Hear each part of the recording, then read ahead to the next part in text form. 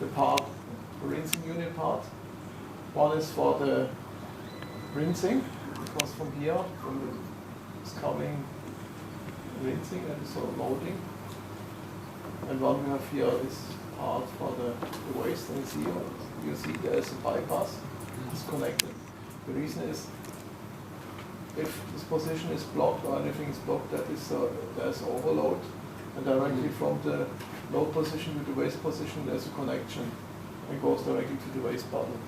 And also we have a controlled overflow out of the bottom, not to contaminate inside the housing of the ATS4. That's very important. And what is very important, what I want to mention is that if you use water for the rinsing, can be that it blocks the tubes inside. I always recommend, if it's possible, pure ethanol or methanol to use, because it's much better, because the water is very, you can see, incipient. I don't know the name, the capillary effects that it holds inside the tubes, and if you want to clean something, you have a problem to clean with water together. Some of them, they use 10% water and 90% with ethanol, for example. That's okay, that's fine. But not less, that means 50 to 50, or that's only water, it's too much. Always, if you have water, that causes a problem for cleaning. That's if it's possible.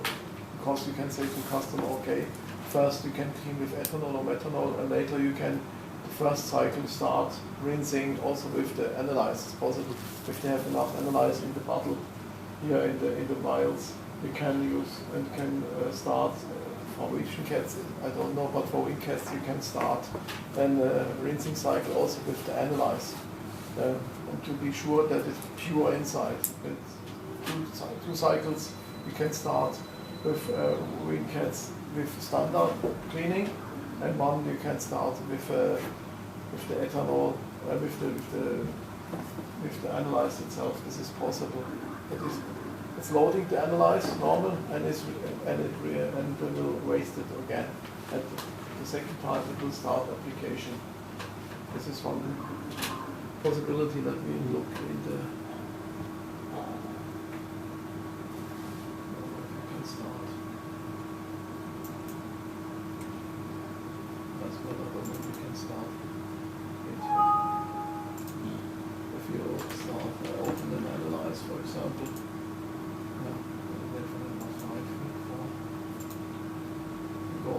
This one. You can say here, sample solid type, refilling, rinsing cycles, for example, that you can say, that you can rinse one is standard, and you can say two, zero, normally should be zero, but one is always standard. And you have the possibility to also to say that you can use filling cycle, uses the program filling and cycle, and it's for the application of the vials. I have to look, because in one of them you have the possibility for the analysis, or also to use filling speed, volume, dosage speed, rinsing time, vacuum time. To fill for each analyze, you can give a higher rinsing cycle.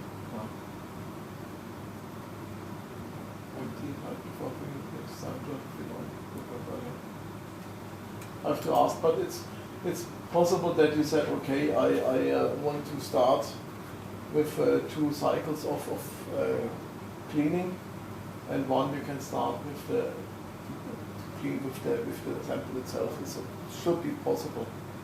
I don't know, I have to look. Maybe I prepare something with this, that you can also use it. Or you said, okay, after you start with the 2 cycles of cleaning, you can start directly your application. It's also possible with the same ethanol or methanol. I'm not sure if they are using this, but it's possible that you say, okay, the cleaning cycles without water is the best. I'm not sure it's worked for vision cats. For wing cats we have the possibility. Then let's go back to the block diagram we have here. This one the holder, because here you see the the syringes with different volume. We have with 10, 25 and 100. They can fix and put in here with the same needle, blue and red one, in this holder and fixed with these 2 screws. Then we have here the spray part with the pressure and the needle, not the needle, the spray nozzle, sorry, and the septum puncture itself. This all should be in line. That's very important. Otherwise, this needle will be blocked. And you see on the other side the septum puncture pneumatic cylinder. This is the unit of the tower, lower one. See here. It contains the weight compensation because we have a lift which is moving up and down.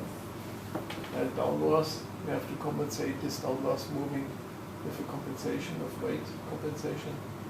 Otherwise, if we make a spot application and the needle is touching too hard on the surface of the HPLC plate, it will be destroyed. That is why we have a weight compensation to very slowly goes down, and when it's touching the surface, it goes very smoothly and very slowly.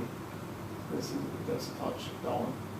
Then we have a septum punch unlock. That means if the septum puncher is in position, we have an unlock that goes in origin position back in park position, which is safe position.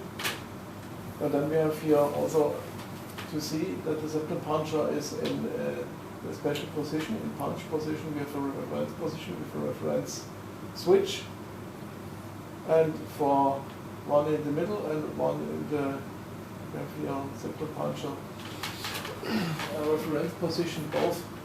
One is that you see that the puncher is in lower position and in higher position. And only if this is in the right position, the lift goes downwards or upwards. That is only to be sure that it is in the right position. Then we have 2 light barriers, and one for the syringe, the motor, this one, and one is for the lift itself. This all is inside. And if you need to completely tower complete, you see also the number 105, 7, 4, and 1.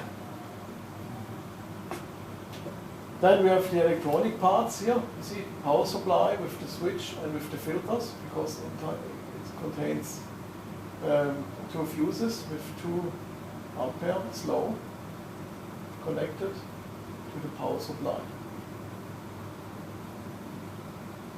I'm not 100% right, but the power supply of the ATS4, maybe you have to compare, is also in the ATC2, the same type, and also in the Dinamat 5.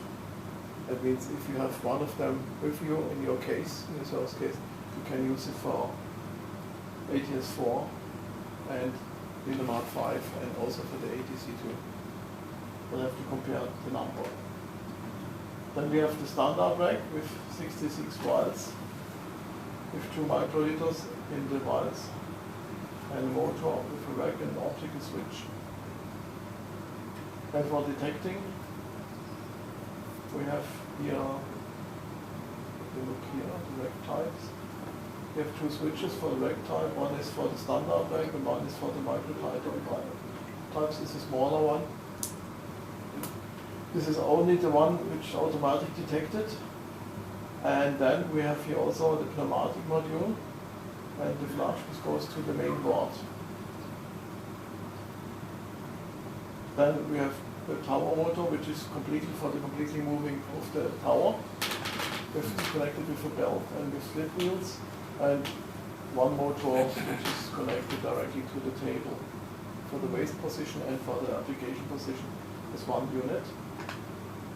And then we have here the power drives, a board, which is controlling all motors. We have here. And in front of the ATS4 we have the keypad. And on the other side, we have the serial cord together with the controlling CPU board, which is controlling the CPU and the electronic signals together with the motor. This is mainly the block diagram.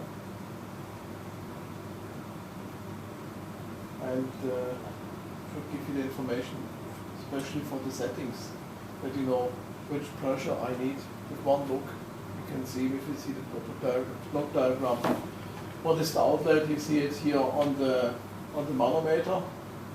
What we have on the pressure here on this part, and this is really very helpful if you change something and you want to measure the pressure and want to control the pressure, that you know there's enough pressure and everything is connected to the right conditions. This was a little bit dry at the theoretical parts, but I think it's always the problem when you don't know what we speak about. It's first to see the device and see a little bit before. Oh yes, we speak about the tower, we speak about the rack parts, the syringes and so on. Do you have any questions? You're so astonished. Or boring. Or both. You can say it's clear enough. It's clear enough.